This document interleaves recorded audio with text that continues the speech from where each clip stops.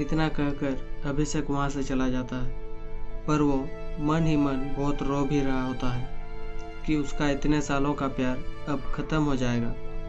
माधुरी काफ़ी उदास होकर अपने घर पहुँचती है, पर वो अभिषेक की बात को ना मानते हुए अपने पिता से अपने रिश्ते का खुलासा कर देती है। वो बताती है कि वह अभिषेक से बहुत प्यार करती है। यह सुनकर माधुरी के पिता उस पर काफ़ी गुस्सा होते हैं, इस बात पर नहीं कि उसने एक किसान के बेटे से प्यार किया। उसके पिता कहते हैं, चाहे तुम जीते जी मर जाओ, पर मैं तुम्हारी शादी उससे कभी नहीं करवाऊंगा। तुम्हें हमारी हैसियत देखकर प्यार करना चाहिए था। हमारी भी इज्जत है। अगर तुम्हारी शादी उस लड़की से होगी तो हमारे पूरे गांव में बेइज्जती हो जाएगी, और यह मैं जीते जी कभी नहीं होने दूंगा। माधुरी के लाख मनाने के बाद भी उसके पिता उसकी बात नहीं मानते हैं और उसको एक कमरे में बंद कर देते हैं।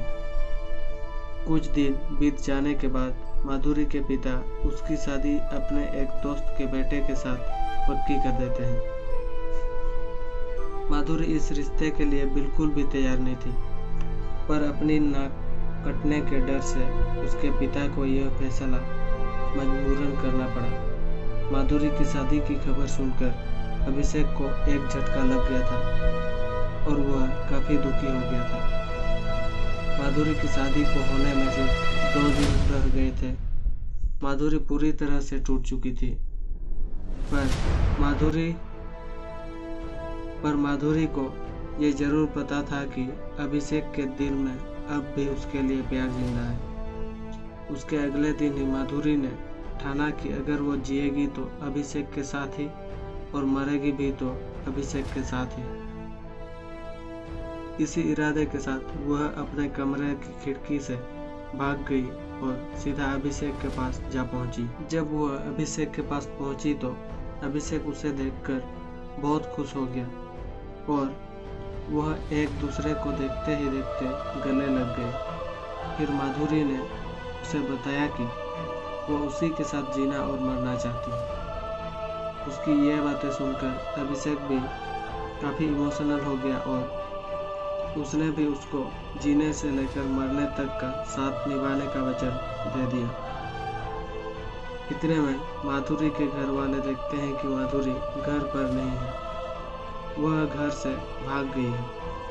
इतने में उसके पिता का शक सीधे अभिषेक पर जाता है कि वो उसी के घर भागी होगी, इसलिए अपना वक्त जाया न करते हुए उसके पिता अपने आदमियों के साथ सीधा अभिषेक के घर की तरफ निकलते हैं। जितने में अभिषेक और माधुरी वहाँ से कहीं दूर जाने की सोच रहे होते हैं, इतने में माधुरी के पिता वहाँ पहुँच जाते हैं और उसको वहाँ से लेकर जा रहे होते हैं कि इतने में अभिषेक माधुरी के पिता से प्रार्थना करता है कि हमें अलग मत करिए, हम एक दूसरे के बिना नहीं रह सकते।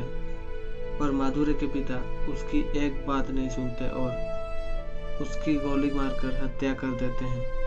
यह सोचकर कि अब यह नहीं रहेगा तो माधुरी भी अब कहीं नहीं जाएगी और उनकी गांव में बेइज्जती होने से भी बच जाएगी। अभिषेक अब मर चुका था और अगले दिन माधुरी की शादी होनी थी, पर माधुरी इस शादी के लिए बिल्कुल तैयार नहीं थी, बल्कि वह तो अब अभिषेक के गम में डूब चुकी थी और उसने यह वचन लिया था, अगर जिएगी तो अभिषेक के साथ ही और मरेगी तो भी अभिषेक के साथ। अब शादी होने में सिर्फ कुछ ही समय रह गए थे, पर माधुरी अभी तक तैयार नहीं हुई थी। यही गम में सोचते सोचते अचानक उसकी नज़र चूहे मारने वाली दवाई पर पड़ती है और बिना सोचे वह उस रेड पॉइजन को उठा लेती है और उसे खा लेती है, यह सोचकर कि अब जीते जी तो वह उसकी ना हो सकी, पर अब मरकर तो उसकी हो सकती है। और उसके कुछ पल बाद माधुरी की मौत हो जाती है। दोस्तों, आशा है आपको यह स्टोरी बहुत अच्छी लगी है तो लाइक, शेयर, कमेंट और चैनल को जरूर सब्सक्राइब कीजिएगा और बेल नोटिफिकेशन को भी ऑन कर दीजिए ताकि ऐसे स्टोरी आपको हमेशा मिलती रहे। धन्यवाद।